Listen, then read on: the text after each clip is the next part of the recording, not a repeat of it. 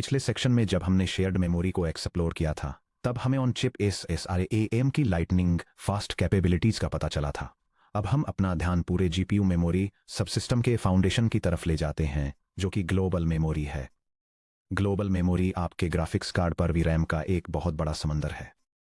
चाहे आप GDDR6X वाले 24 GB कंज्यूमर कार्ड के साथ काम कर रहे हों या फिर 80 GB हाई बैंडविड्थ मेमोरी यानी HBM वाले किसी एंटरप्राइज AI एक्सेलरेटर के साथ, आपका मैसिव डेटा सेट इसी ग्लोबल मेमोरी में रहता है। यह होस्ट टू डिवाइस ट्रांसफर्स के लिए प्राइमरी लैंडिंग जोन है और एक सेंट्रल स्टोर हाउस है जिसे आपके द्वारा लॉन्च किए गए हर ग्रिड के हर थ्रेड ब्लॉक का हर एक थ्रेड एक्सेस कर सकता है। हालांकि ग्लोबल मेमोरी की इस भारी कैपेसिटी की एक बड़ी कीमत चुकानी पड़ती है, और वो है फिजिकल डिस्टेंस। क्योंकि ग्लोबल VRAM में मेन GPU डाई से अलग सिलिकॉन चिप्स पर होती है, इसलिए इसे एक्सेस करने में हंड्रेड्स ऑफ क्लॉक साइकिल्स की लेटेंसी पेनल्टी लगती है। इस सेक्शन में हम ग्लोबल मेमोरी को बिल्कुल शुरुआत से समझेंगे।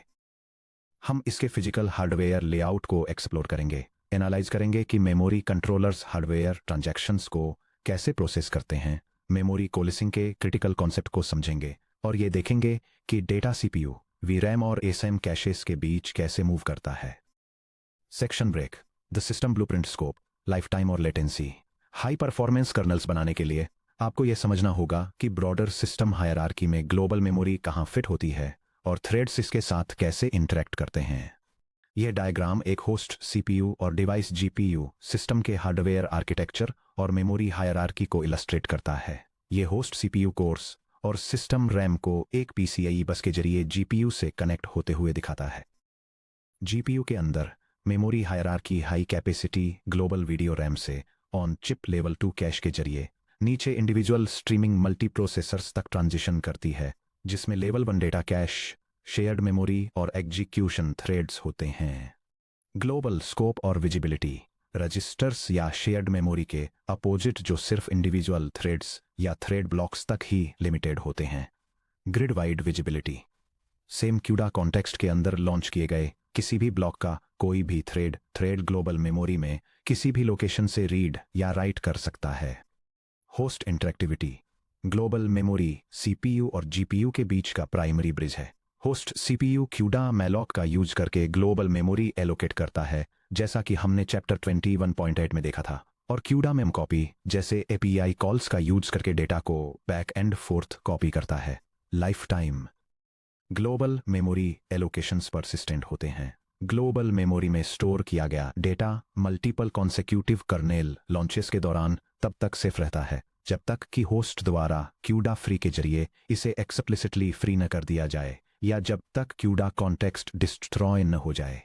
The latency trap, CUDA programmers shared memory या रजिस्टर्स में डेटा कैश करने के लिए इतनी मेहनत क्यों करते हैं? इसका जवाब क्लॉक साइकिल्स पर आकर टिकता है।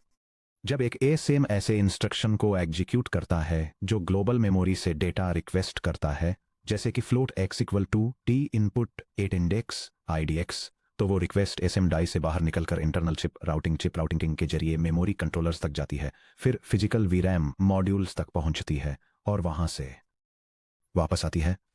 इस जर्नी में 400 से 800 क्लॉक साइकिल्स का टाइम लगता है।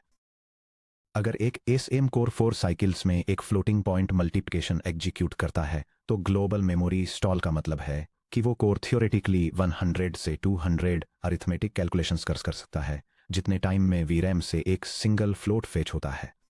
Section break, hardware architecture, GDDR versus high bandwidth memory यानी HBM। यह समझने के लिए कि ग्लोबल मेमोरी बैंडविड्थ इतनी ज्यादा और लेटेंसी हैवी क्यों होती है, हमें यह देखना होगा कि बोर्ड लेवल पर GPU फिजिकल मेमोरी कैसे वायर्ड होती है। पहले चैप्टर 19.3 में हमने हार्डवेयर मेमोरी इंटरफेसेस को एग्जामिन किया था। चलिए देखते हैं कि वे physical structures practically memory performance को कैसे डिसाइड करते हैं। GPUs 2 main physical memory technologies पर रिलाई करते हैं, GDDR यानी graphics double data rate. Consumer GPUs में मिलने वाले जैसे कि NVIDIA GeForce RTX सीरीज और वर्कस्टेशन कार्ड्स GDDR6 और GDDR6X traditional discrete memory chips का यूज करते हैं, जो सेंट्रल GPU डाई के चारों ओर प्रिंटेड सर्किट बोर्ड यानी PCB पर अरेंज्ड होते हैं। बस विड्थ टिपिकली 256 बिट से 384 bit wide interfaces, clock speeds, extremely high memory clock rates जो 20+ गीगाबिट्स पर सेकंड पर पिन तक जाती हैं। एग्रीगेट बैंडविड्थ लगभग 800 गीगाबाइट्स पर सेकंड से 1.0 टेराबाइट्स पर सेकंड। कैरेक्टरिस्टिक्स हाई थ्रूपुट लेकिन लिमिटेड पिन डेंसिटी का मतलब है ट्रांसफर किए गए हर बिट पर हायर पावर कंजम्पशन और पीसीबी पर लंबे फिजिकल ट्रेस लेंथ्स के कारण स्लाइटली हायर लेटेंसी। HBM यानी high bandwidth memory, high performance enterprise GPUs में मिलने वाली जैसे कि एनवीडिया A100, H100 और B200, HBM2E, HBM3 और HBM3E थ्रू सिलिकॉन वियास यानी TSVs का यूज करके मेमोरी डाइस को एक दूसरे के ऊपर वर्टिकली स्टैक करती हैं। ये वर्टिकल स्टैक सिलिकॉन इंटरपोजर पर मेन जीपीयू प्रोसेसर के बिल्कुल बगल में माउंटेड होता है। Bus width ultra wide interfaces typically 1024 bits पर HBM स्टैक जो मल्टीपल स्टैक्स में टोटल 4096 से 8192 बिट्स तक होते हैं। क्लॉक स्पीड्स GDDR की तुलना में लोअर क्लॉक रेट्स लेकिन massive parallel channel density. Aggregate bandwidth modern architectures पर 1.5 टेराबाइट्स पर सेकंड से लेकर 8.0 टेराबाइट्स पर सेकंड से ज़्यादा। Characteristics microscopic physical trace lengths की वजह से पर बिट लोअर पावर और स्लाइटली कम लेटेंसी मिलती है जो अनप्रेसिडेंटेड टोटल थ्रूपुट प्रोवाइड करती है। यह diagram 2 GPU memory layouts GDDR6X और HBM3 को कंपेयर करता है। GDDR6X लेआउट में प्रिंटेड सर्किट बोर्ड पर माउंटेड डिस्क्रीट मेमोरी चिप्स होते हैं जो माइक्रोट्रेसेस के जरिए GPU डाइस से कनेक्ट होते हैं। वहीं दूसरी तरफ HBM3 layout 3 dimensional stacked memory modules use करता है जो एक सिलिकॉन इंटरपोजर के जरिए GPU डाइस से कनेक्टेड होते हैं। चाहे आपका GPU GDDR का यूज करे या HBM का, फंडामेंटल लॉ अनचेंज्ड रहता है। Off chip DRAM access on chip SRAM access की तुलना में ऑर्डर्स ऑफ मैग्नीट्यूड स्लोअर होता है। Section break data pathways VRAM के डुअल गेटवेज ग्लोबल मेमोरी में डेटा कैसे पहुंचता है इसे समझने के लिए 2 completely different physical data pathways के बीच डिफरेंस समझना जरूरी है। होस्ट टू डिवाइस ट्रांसफर्स और kernel access paths. Pathway A host to device via PCIe। इससे पहले कि आपका GPU कर्नल डेटा पर ऑपरेट कर सके वह डेटा आमतौर पर CPU सिस्टम रैम से आता है। यह ट्रांसफर PCI एक्सप्रेस PCIe बस के जरिए होता है। जैसा कि हमने चैप्टर 16.4 में डिस्कस किया था, PCIe bandwidth internal GPU bandwidth के कंपैरिजन में बहुत ही लिमिटेड होती है। PCIe Gen 4/16 लगभग 31.5 gigabytes per second maximum throughput. PCIe Gen 5/16 लगभग 63 gigabytes per second maximum throughput. PCIe के 31.5 गीगाबाइट्स पर सेकंड को एक HBM3 GPU के इंटरनल 3000 गीगाबाइट्स पर सेकंड से कंपेयर करने पर एक बहुत बड़ा परफॉर्मेंस गैप दिखाई देता है। PCIe के जरिए डेटा ट्रांसफर करना VRAM के अंदर सीधे रीड करने की तुलना में लगभग 100 टाइम्स स्लो है। ये C++ कूडा कोड ब्लॉक एक इनएफिशिएंट मेमोरी ट्रांसफर पैटर्न और एक हाई परफॉर्मेंस पैटर्न के बीच अंतर दिखाता है। इनएफिशिएंट अप्रोच एक लूप के अंदर होस्ट और GPU के बीच डेटा को बार बार कॉपी करता है जिससे PCIe बस लेटेंसी के कारण परफॉर्मेंस डिग्रेड होती है। ऑप्टिमाइज्ड वर्जन डेटा को डिवाइस पर सिर्फ एक बार स्टेज करता है, प्रोसेसिंग लूप को पूरी तरह से वीडियो मेमोरी के अंदर रन करता है और रिजल्ट्स को सिर्फ एक बार वापस कॉपी करता है जिससे ओवरहेड ड्रास्टिकली कम हो जाता है। Pathway B internal kernel access via global pointers. एक बार जब कूडा मैलॉक का यूज करके मेमोरी एलोकेट हो जाती है और GPU पर पॉपुलेट हो जाती है तो kernel thread standard raw C +++ pointers float pointer int pointer और इसी तरह से ग्लोबल मेमोरी को एक्सेस करते हैं।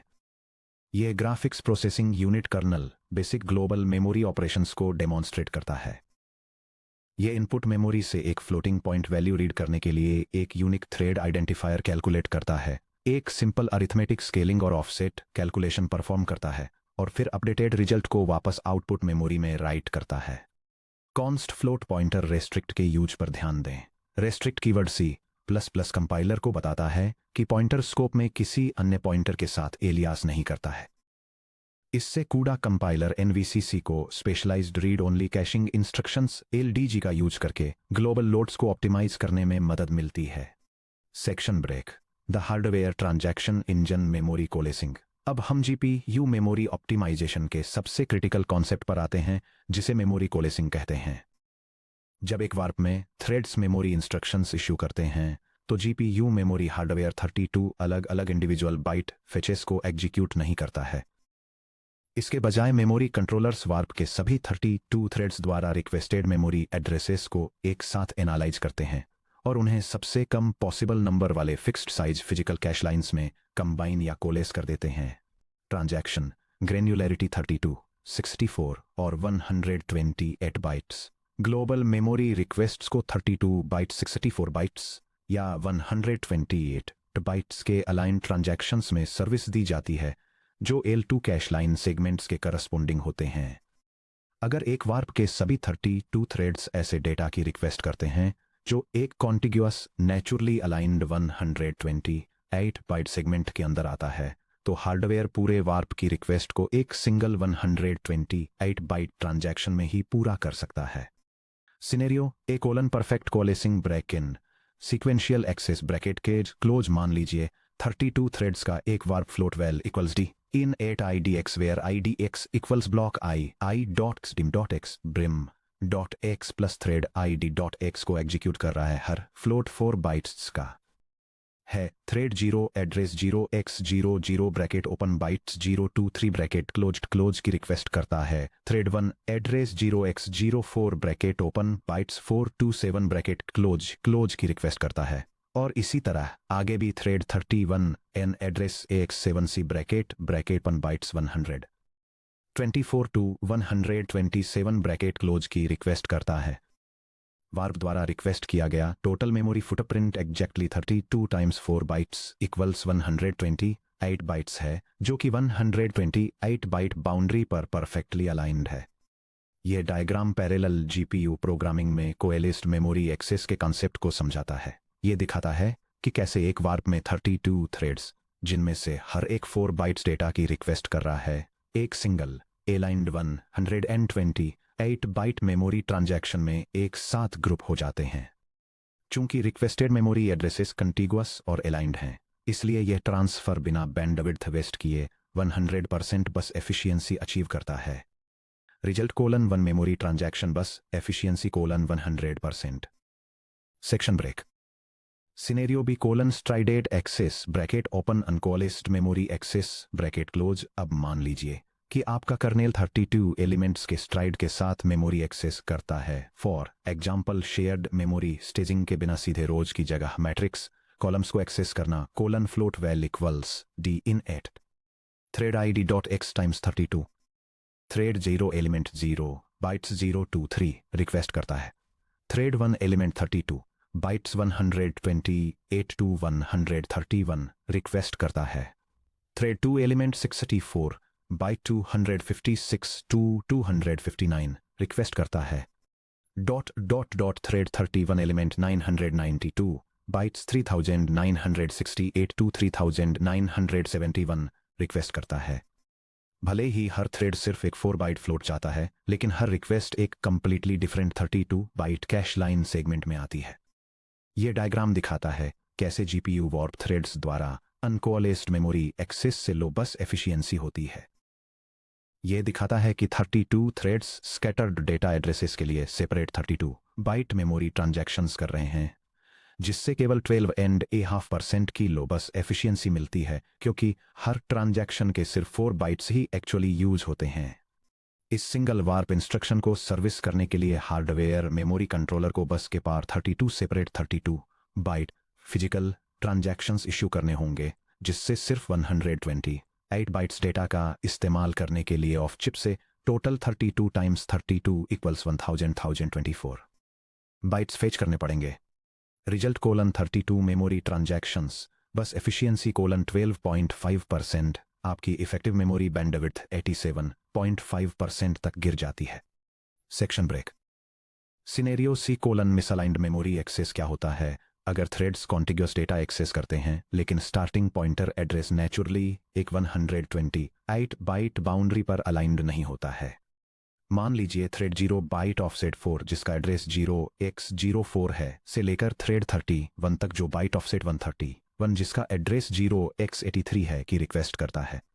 यह डायग्राम इलस्ट्रेट करता है कि कैसे 128 बाइट्स की एक मेमोरी request two separate cache lines के अक्रॉस ओवरलैप होती है, जिससे डेटा को रिट्रीव करने के लिए मल्टीपल हार्डवेयर ट्रांजैक्शंस की जरूरत पड़ती है। और ये मेमोरी अलाइनमेंट के कॉन्सेप्ट को हाईलाइट करता है। क्योंकि रिक्वेस्टेड रेंज एक 128 बाइट बाउंड्री को क्रॉस करती है, इसलिए हार्डवेयर मेमोरी कंट्रोलर इसे एक सिंगल ट्रांसफर में फुलफिल नहीं कर सकता है। डेटा फैच करने के लिए इसे फोर्स होकर दो सेपरेट ट्रांजैक्शंस इशू करने पड़ते हैं। फॉर एग्जाम्पल, एक 64 बाइट ट्रांजैक्शन और एक 64 बाइट या 32 byte transaction. Optimal memory coalescing ensure करने के लिए हमेशा एश्योर करें कि आपके बेस पॉइंटर्स क्यूडा मैलॉक का यूज करके 128 बाइट बाउंड्रीज से अलाइंड हों, जो ऑटोमेटिकली सभी एलोकेटेड बफर्स के लिए 256 बाउंड्री अलाइनमेंट्स की गारंटी देता है। Section break 5, the global caching hierarchy L1 L2 और cross block visibility off chip memory latency को मिटिगेट करने के लिए मॉडर्न एनवीडिया जीपीयू आर्किटेक्चर्स एक मल्टीटियर कैश स्ट्रक्चर इनकॉर्पोरेट करते हैं, जो एसएम कोर्स और फिजिकल वीरैम के बीच में होता है।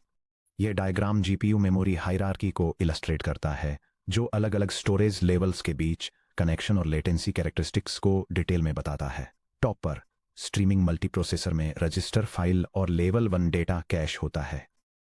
ये लेयर एक हाई बैंडविड्थ लिंक के जरिए unified on chip level 2 cash से कनेक्ट होती है, जिसमें मॉडरेट लेटेंसी होती है।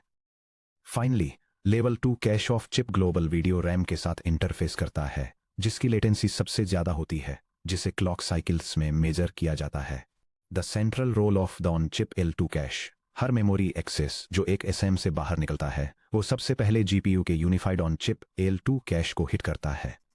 Cross SM coherence, L1 cache के अपोजिट जो हर एसएम के लिए लोकल होता है, L2 कैश पूरे जीपीयू में सभी एसएम द्वारा शेयर किया जाता है। अगर एसएम 0 पर रन कर रहा थ्रेड ब्लॉक 0 ग्लोबल मेमोरी में डेटा राइट करता है, और बाद में एसएम 4 पर रन कर रहा थ्रेड ब्लॉक 1 उसी सेम ग्लोबल एड्रेस को रीड करता है, तो रीड हिट बिना फिजिकल डीरैम को टच करने की जरूरत के सीधे L2 कैश से सर्विस किया जाएगा। हाई बैंडविड्थ और reduced latency. L2 cache access की कॉस्ट लगभग 150 से 200 क्लॉक साइकिल्स होती है, जो डीरैम के 400 से 800 साइकिल्स से काफ़ी बेहतर है, और इंटरनल बसेस में कई टेराबाइट्स पर सेकंड की थ्रूपुट डिलीवर करती है। Cache line size, L2 cache strictly 128 byte cache lines के अंदर 32 बाइट लाइन सेगमेंट्स पर ऑपरेट करता है। इंटर ब्लॉक सिंक्रोनाइजेशन और एटॉमिक्स, क्योंकि L2 द्वारा बैक की गई ग्लोबल मेमोरी ही एकमात्र ऐसा स्टोरेज टियर है जो जीपीयू के हर थ्रेड ब्लॉक को विजिबल होता है, इसलिए ये इंटर ब्लॉक कम्युनिकेशन के लिए एक्सक्लूसिव वेन्यू है। अगर मल्टीपल थ्रेड ब्लॉक्स को एक शेयर्ड ग्लोबल काउंटर को अपडेट करना हो या साइमल्टेनियसली एक ग्लोबल हिस्टोग्राम बनाना हो, तो वे स्टैंडर्ड रीड या राइट असाइनमेंट्स का यूज नहीं कर सकते, जिससे severe read after write data races हो सकती हैं। इसके बजाय उन्हें हार्डवेयर एक्सीलरेटेड एटॉमिक ऑपरेशंस का यूज करना होगा, जो सीधे L2 कैश लेवल पर इंप्लीमेंटेड होते हैं। ये जीपीयू प्रोग्रामिंग कोड डेमोन्स्ट्रेट करता है कि पैरेलल में हिस्टोग्राम कैसे बिल्ड किया जाता है। यह डेटा एलिमेंट्स को इंडिविजुअल प्रोसेसिंग यूनिट्स को असाइन करके काम करता है, जो फिर डिफरेंट प्रोसेसिंग यूनिट्स के बीच डेटा कॉन्फ्लिक्ट्स को प्रिवेंट करने के लिए एटॉमिक ऑपरेशंस का यूज करके हर कैटेगरी के लिए काउंट को सेफली इंक्रीमेंट करते हैं। Section break, practical benchmark, measuring coalesced versus uncoalesced bandwidth. चलिए थ्योरी को प्रैक्टिकल में लाते हैं। हम एक कंप्लीट क्यूडा एप्लीकेशन लिखेंगे जो कोलेस्ट ग्लोबल मेमोरी एक्सेस और स्ट्रोलेस्ट अनकोलेस्ट मेमोरी एक्सेस के बीच के रियल वर्ल्ड परफॉर्मेंस डिफरेंस को डेमोन्स्ट्रेट करती है। हम स्टैंडर्ड इफेक्टिव बैंडविड्थ फार्मूला का यूज करके परफॉर्मेंस को मेजर करेंगे। Effective bandwidth in gigabytes per second equals open parenthesis bytes reads bytes written close parenthesis times 10 to the power of -9 divided by execution time in seconds. Complete benchmark program. ये CUDA benchmark program एक graphics processing unit पर optimised और unoptimised memory access patterns के बीच के performance difference को major करता है। ये जीपीयू मेमोरी में डेटा का एक लार्ज एरे एलोकेट करता है और 2 डिफरेंट कॉपी ऑपरेशंस को कंपेयर करता है। First operation coalesced memory access use करता है, जहां neighbouring threads consecutive memory addresses को एक्सेस करते हैं। Second operation strided memory access use करता है, जहां थ्रेड्स एक गैप के साथ मेमोरी एक्सेस करते हैं, जिससे कैश इनएफिशिएंसीज होती हैं। यह प्रोग्राम दोनों मेथड्स के लिए एग्जीक्यूशन टाइम को मेजर करने और इफेक्टिव मेमोरी बैंडविड्थ कैलकुलेट करने के लिए हाई प्रिसीजन टाइमर्स यूज करता है, जो अनक्वालिस्ड मेमोरी एक्सेस की परफॉर्मेंस पेनल्टी को हाईलाइट करता है। रिजल्ट्स एनालाइज करना।